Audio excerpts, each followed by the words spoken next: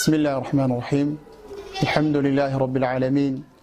والعاقبة للمتقين ولا عدوان إلا على الظالمين. السلام عليكم ورحمة الله تعالى وبركاته. مقعيق وفرحان إسماعيل جبريل جوجا قبل كتقدير قال أهان مقالة برعو ما أنتو أي تاريخ تهي لبكون كوب يلباتن بشي كوباد شن يلباتن كيدي معلومات سنين waxaan ku soo booqanay aniga walaashay Hibaaq Maxamed guriga ay ka degan tahay ama hoyga ay ka degan tahay ayaan cilmi warsame oo gabadh yar oo aragga naafaka ah duruufo fara badan ay u dheer yihiin xanuuno maanta baan ku soo booqanay hoygeedii waxaan ugu soo booqanay qadar lacag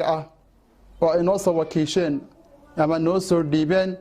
hablaha ururka ee aragga naafada ka taf baleen geeralis ay noo soo wakiisheen inaan gaadhsiino lacag dhan $100 oo aan ku soo qadaysteen oo nagu soo dhiibeen ururka hablaha aragga naafada ka ee loo soo gaabiyo TBG fadhigooduna yahay magaalada Hargeysa halkan aan ku guddoonsiinay aniga walaashay Hibaaq waxaan ku soo dhaweynaysay guddoonsiiso walaashay Hibaaq Maxamed Ibrahim. السلام عليكم ورحمة الله وبركاته. مقعي وهباق محمد إبراهيم سيد ولكن فرحان بك دواتشي ما أنتوا تاريخ وتاشني لبعتنكي جانوري 2021 أنا صوب وخناي أيان علمي ورسماء قبل يرى أرجعنا فكه هو جاي كده جنت مجرد برعاء وتحصل نص وكيشان قبلها أرجعنا فكه مقعود رتف بلان جراليس أو فردجودي هاي مجرد هرجيسة قدر دن lacag $100 taasoo aan guddoonsiin doono oo aan ugu dhiibi doono walaasheed Sahra Cilmi Warsame. aad iyo aad baan mahadsantihiin waan idin mahadnaqayaa maxay tolay ururka naafada dhaakaayeen hablaayeen taf balan geeralis ee Hargeysa maxay tolayeen aad iyo aad bay mahadsan yihiin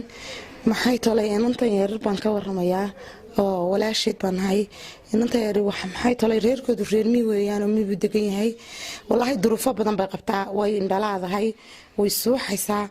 marka maxay tolay waxaan dhakhtar ku geyno waan weynaa awoodeedu maaha hasahaatee marka maxaan ummadda muslimiinta ka codsanaynaa dal iyo dibadba joogta maxay tolay si noo soo caawin lahaayeen dalka gudihiisa waxay dhaheen waxba lagama qaban karo maxay tolayeen waxaan dibad ku geynana ma hayno marka muslimiinta dal iyo dibadba joogta waxaan ka codsanaynaa inanta yar indhaha naafada ka ee suuxnimadu dheer tahay waxaanu meel ku geyno ay la baxayaan muslimiintu hadda lacagta lagu wareejiyay maxay tolayeen farxaan iyo maxay tolayeen Hibaaq ay keenayna waxa weeye $100 aad iyo aad bay mahadsan yihiin sahray walaal ilaahay ha caafiyo inta insha Allah ilaahay caafimaad degdegan weydiinana Allah ha caafiyo walaal su'aal baan ku weydiinay inanta yar xanuunka miyay ku dhalatay mise dhawaan baa lagu dhacay walaal ma iyadu san jira ayaa xanuunkan ku dhacay marka saas xanuunku ku dhacay marka mar hore dhakhtar ma geysin mise dhakhtar hore ma lagu tijaabiyay walaalay waan geynay kuwan gudaha geynay waxay dhaheen dabad mooyaane dalka waxba lagama qaban karo. جزاكم الله خيرا وجزاء وأحسن الله إليك إلهي سبحانه وتعالى بركايو عد كستو لا soo baxday lacagta ay soo gaarsiiyeen walaashooda yar aragga naafada ka waa ilmo yar waa inan yar waxa dareemi kartaan dadka muslimiinta oo ilmo yar oo garaad lahayn aqli lahayn oo aragga naafaka ka ahaatee waxa u raacay duruuf fara badan oo ay kamid tahay indhalaantu waad ogsoontihiin ama aragga naafo laga noqdaa culayska leedahay iyo dhibaatadeeda waa ogsoontihiin taa waxa u raaca xanuun neerfo suuxdimo ku abuuray ama suuxdimo ku sameeyay dhaqaale la'aan dadkoodu waa reer miyi oo reer baadiye xoolo dhaqato xoolina way ka baxeen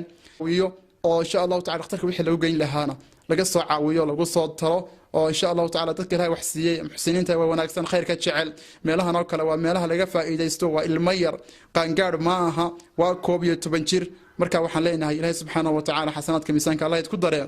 waa wixii aad meel sii dhigataan ba wallahi waa waxaan idin kalumay wixii aad meel sii dhigataan waa wax ilaahay subhanahu wa ta'ala agtiisa idin yaala idin kalumayaan marka waxaan leenahay ummadda muslimiinta hala soo insha Allah ta'ala hala soo caawiyo وجزاكم الله خير وبارك الله فيك.